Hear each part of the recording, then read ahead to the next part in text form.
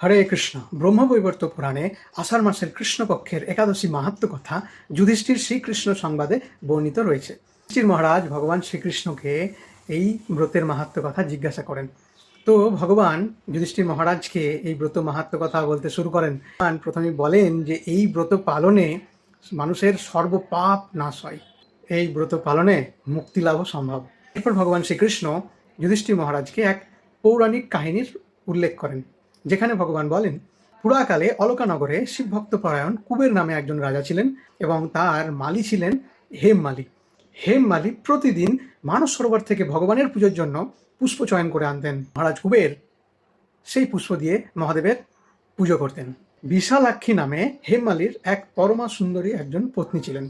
হেমমালি তার পত্নীর প্রতি অনেক বেশি আসক্ত ছিলেন।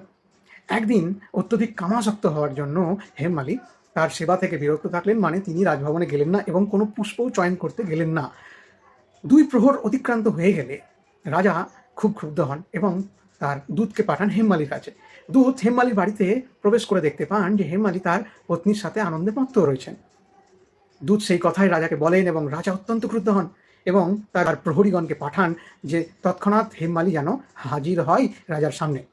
প্রহরীগণ হেমমালির বাড়িতে গিয়ে তাকে ডাকাডাকি শুরু করলে হেমমালি বুঝতে পারে যে 2 প্রহর অতিক্রান্ত হয়েছে, তিনি কোনো সেবা করেননি। নিশ্চয়ই রাজামশাই ভীষণ ক্রুদ্ধ হয়েছে, তাই প্রহরীরা ডাকতে এসেছে। তিনি অত্যন্ত ভয়ভীত হয়ে ওঠেন এবং ওই মুহূর্তেই স্নান না করে তিনি রাজার সামনে দাঁড়ান। কুবের রাজা হেমমালিকে দেখার সাথে সাথেই ক্রোধান্বিত হয়। রাজা তাকে অভিশাপ দিয়ে বলতে থাকেন যে, রে পাপী দুরাচারী, তুই মহাদেবের পুষ্প সেবাতে অবজ্ঞা করিস। আমি এই মুহূর্তে তোকে অভিশাপ দিচ্ছি যে তুই শ্বেত কুষ্ঠরোগগ্রস্ত হয়ে যা এবং তোর প্রিয়তমা ভার্যার সাথে বিচ্ছেদ ঘটুক আর তুই অধোগতি লাভ করিস। রাজার অভিশাপে হেমমালি তার পত্নী সহ স্বর্গভ্রষ্ট হয় এবং কুষ্ঠরোগে আক্রান্ত হয় এবং প্রতিটা দিন সে কষ্ট পেতে থাকে, যন্ত্রণায় ছটফট করে। তো কিছুর মধ্যেও কিন্তু হেমমালি যে মহাদেবের যে সেবা তা কিন্তু সে স্মরণ করতে থাকে। তা এক সৌভাগ্যক্রমে হেমমালি হিমালয় পর্বতে মার্কেন্ডেয় ঋষির আশ্রমে প্রবেশ করে এবং ঋষির দর্শন লাভ হয়। এই সমস্ত ঘটনা ঋষিমুনিকে খুলে বলেন। মুনি এরপর দয়াদ্র চিত্তে হেমমালিকে বলেন তিনি যেন আষাঢ় মাসের কৃষ্ণপক্ষের যোগিনী একাদশী ব্রত করেন।